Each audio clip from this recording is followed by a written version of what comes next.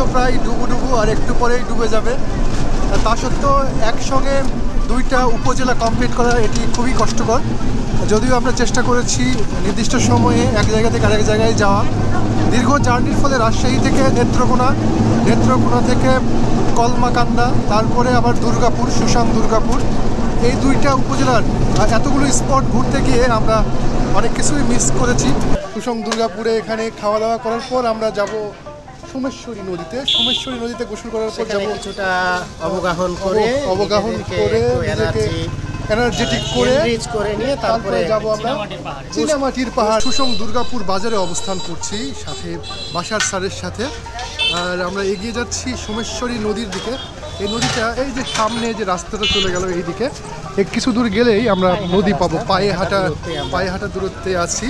পূর্বে খাবার খেয়ে আবারও আমরা সৌন্দর্য দেখার জন্য বের হলাম। মেঘালয়ের গারো পাহাড়ের যে ঝর্ণাগুলো, সেই ঝর্ণাগুলো থেকে তৈরি হয়েছে এই সোমেশ্বরী নদী। এবং গারো একজন নেতাকে পরাজিত করেই সোমেশ্বর নামক একজন ব্যক্তি, তিনি জেলেদের অধিকার আদায় করেছিলেন, ফলে তার নামেই তারা এই নদীর নাম রাখেন সোমেশ্বরী। তেরিবাজার, আমরা এখন তেরিবাজার ঘাটে চলে এসেছি। তেরিবাজার ঘাট এই যে সামনে গেলেই এখান থেকে আমরা নৌকা ভাড়া করব এবং নৌকা যোগে সোমেশ্বরী নদী পার হয়ে আমরা কোথায় যাব? বিজিবি ক্যাম্প, যেখানে কমলা বাগান আছে, সেখানে আমরা একটু অবগাহন করব। নদীতে একটু অবগাহনও করতে চাই। বৈকালিক অবগাহন, স্যার, বৈকালিক অবগাহন, তাই না?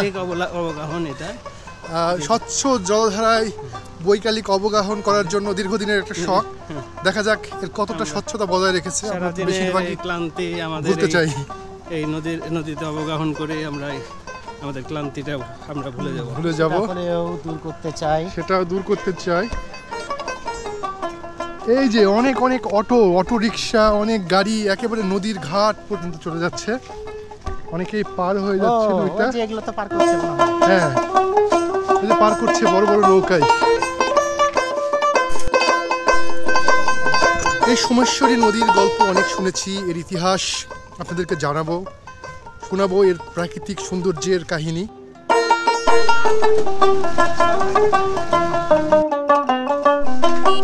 ব্লু আকাশে ব্লু। সোমেশ্বরী নদীর সেই আঁকাবাঁকা বালি পথ, এই পথ দিয়েই আমরা এগিয়ে যাচ্ছি।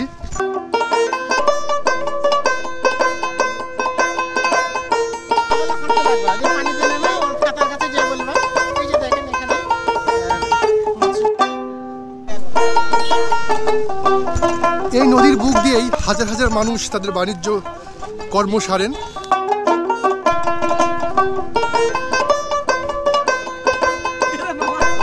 একদল পর্যটক এসে হাজির হয়েছে সোমেশ্বরী নদী দেখার জন্য। ভরপুর পেটে খাবার খেয়ে আবারও আমরা সৌন্দর্য দেখার জন্য বের হলাম স্যার।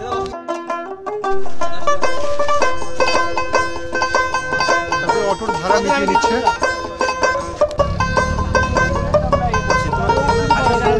অনেক যাত্রী।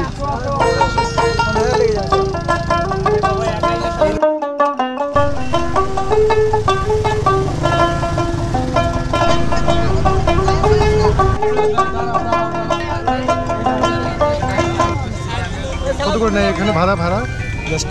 10 টাকা পার হতে, 10 টাকা আসতে, 10 টাকা যাওয়া আসা 20।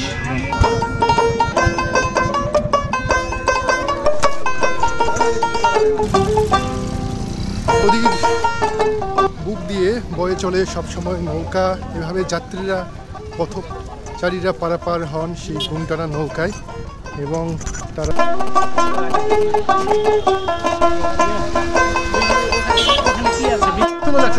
এরকম সুন্দর আর কাউকে লাগেনি স্যার। ওই স্যার মানুষের ব্যাগ কমে গেছে তো।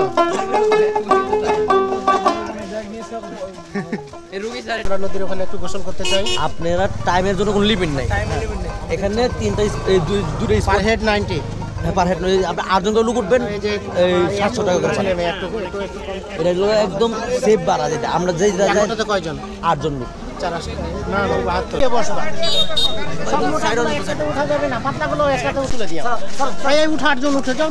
দুর্গাপুর থেকে নদী পার হয়ে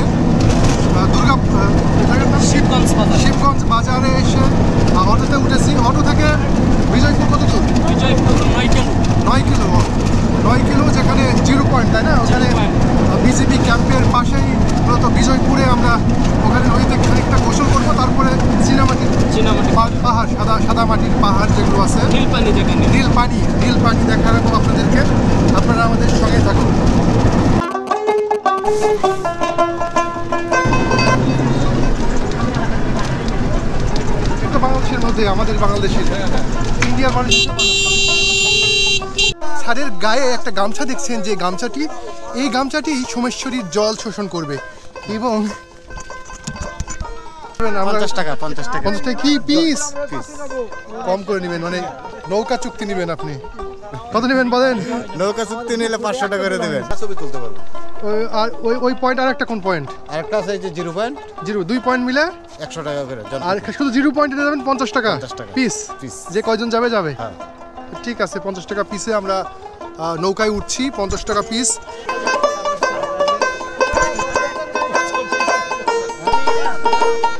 অতিথি পরায়ণ।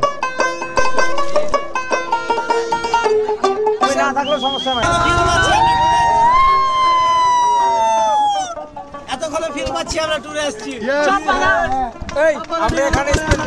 বাংলাদেশ ভারতের সীমান্তবর্তী নদী সোমেশ্বর নদীর 0 পয়েন্টের দিকে নদী, এই সোমেশ্বর নদী। এই নদী মূলত বাংলাদেশ এবং ভারতকে পৃথক করেছে, এবং এক পাশে এটার মেঘালয় রাজ্য এবং অন্য পাশে বাংলাদেশের নেত্রকোনা। মেঘালয় এবং নেত্রকোনার মাঝামাঝি এই সোমেশ্বর নদী বিভক্ত করে দিয়েছে এই দুটি দেশকে। এই নদীটি মূলত র্যাডক্লিফ হয়তো টেনে গেছেন তার মানচিত্রের খাতায়। মূলত আমরা জানি যে এই নদী খুবই পরিচিত। 1280 খ্রিস্টাব্দে একজন ব্যক্তি যার নাম ছিল সোমেশ্বর, তিনি কামরূপ কামাখ্যা থেকে তিনি মূলত দীক্ষা নিয়ে এসেছিলেন এখানেই, এবং এই নদীর পাশে তিনি বসতেন ধ্যান করতে, এবং এখানকার প্রাকৃতিক পরিবেশ তাকে এতটাই মুগ্ধ করেছিল যে সেই সোমেশ্বর এখানে দীর্ঘদিন থাকতেন। এখানকার যারা ধীবর বা জেলে ছিলেন, সেই জেলেগুলো অত্যাচারিত হতো। এখানকার একজন গারু রাজা, তার নাম বাইশা রাজা, সেই রাজা দ্বারা তিনি অত্যাচারিত হতেন এই জেলেরা। এরপর জেলেরা সোমেশ্বরের সাথে একত্রিত হয়ে সেই রাজার পতন ঘটায় এবং সোমেশ্বরকে রাজা করে, এবং এরপর থেকেই এই নদীর নাম সুসাং নদী থেকে সোমেশ্বর নদী হয়। সেই নদী আমরা ভ্রমণ করছি, আপনাদেরকে দেখাচ্ছি। দেখুন, অনেকে ক্যামেরা দিয়ে ভিডিও করছে নদীটি, অনেকে টাইটানিকের মতো দাঁড়িয়ে আছে, এবং একদল তরুণ, একদল নতুন জেনারেশন যারা ইতিহাসে উদ্বুদ্ধ হয়ে এই নদীর বুকে এসেছেন নৌ ভ্রমণে। তীর হারায় এই ঢের সাগর পাড়ি দেব রে, তীর হারায় এই ঢের সাগর পাড়ি দেব রে। জীবন কাটে যুদ্ধ করে, প্রাণের মায়া সঙ্গ করে, জীবনের স্বাদ নাহি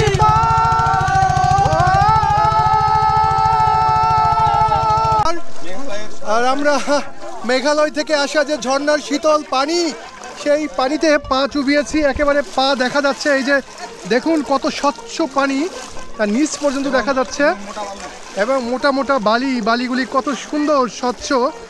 এই যে বাঁশের নৌকা, এই নৌকার উপর চললাম, বাঁশের নৌকা আরোহণ করেন, মানে বালি এবং কয়লা আরোহণ করেন। এই যে ওই পাহাড় থেকে নেমে আসা ঢালের যে কয়লা, একদল যুবক চলে এসেছে এই স্বচ্ছ পানির ঝর্ণাধারায়। তার অবশেষে এর একটু চিহ্ন সহ পাওয়া গেছে, এসি ব্ল্যাক লেখা আছে, দেখা যাচ্ছে আমাদের মাঝে। আবিষ্কার করা গেল। আবিষ্কার করা গেল। What is this? এটা নদীর মুখ থেকে আবিষ্কার হলো এটা। ও আচ্ছা আচ্ছা, আল্লাহ দিলে কি আর পয়সা কই তুমি? দেখো নিচে দেখাচ্ছে, দেখো এসি ব্ল্যাক। ঘুষা দিয়ে হচ্ছে স্যার। কত বছরের পুরানো হতে পারে? মিনিমাম 100 বছরের স্যার। 100 বছর, কিন্তু আরো বড় হতো তো, পাথর তো স্যার বড় হয়। দেখেন স্যার, এইদিকে পানির ক্ষত ঢুকে গেছে স্যার।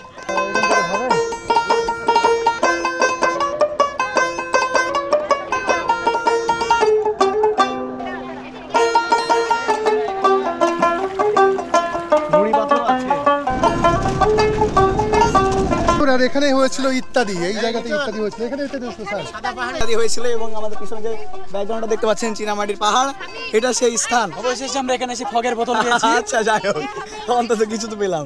পাহাড়ের সাদা ঘোড়া যে কাদা, সেই চীনামাটির বাসনপত্র তৈরি করার জন্য এইখান থেকেই চীনামাটি উত্তোলন করা হতো, এবং সেগুলো নিয়ে যেয়ে বিভিন্নভাবে, মানে এখানে বলা হয়েছিল যে 400 বছর এই চীনামাটি ব্যবহার করতে পারবে বাংলাদেশ।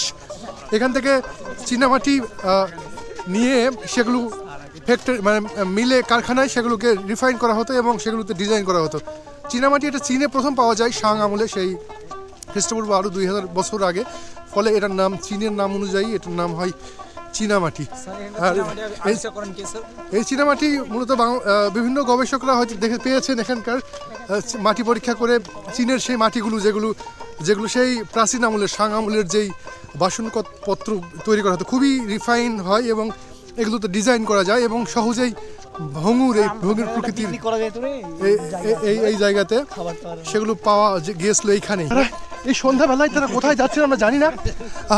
ওই যে সামনে পাহাড়, ওই পাহাড়ের উদ্দেশ্যেই হয়তো ছুটে চলেছেন। আর একজন সামনে ওই যে এই যে দেখুন তিনি অনেক দৌড়ে যাচ্ছেন।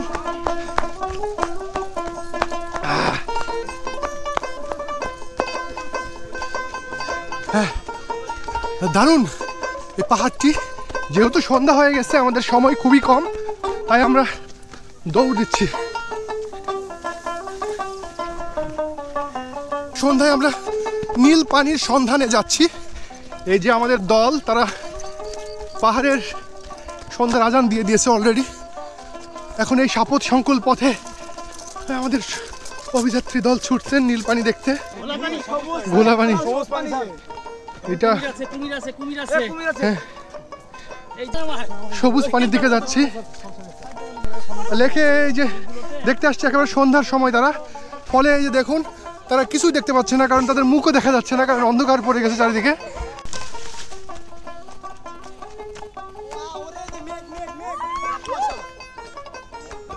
ধোয়া ধোয়া।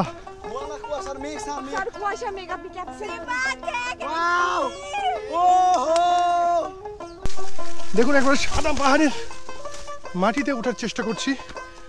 খুব ভয়ঙ্কর একটা পথ, খুব উঁচু একটা পথ, যেখান দিয়ে ওই যে নামটা কি জানো, বেয়ার গ্রিলস উঠে যেতেন অ্যাডভেঞ্চার হয়ে। ঠিক এইভাবে পানি নেমে আসে এই দিক দিয়ে। লাল মাটির পাহাড় তৈরি হয়েছে। মাই গড, মারে গুরুইন।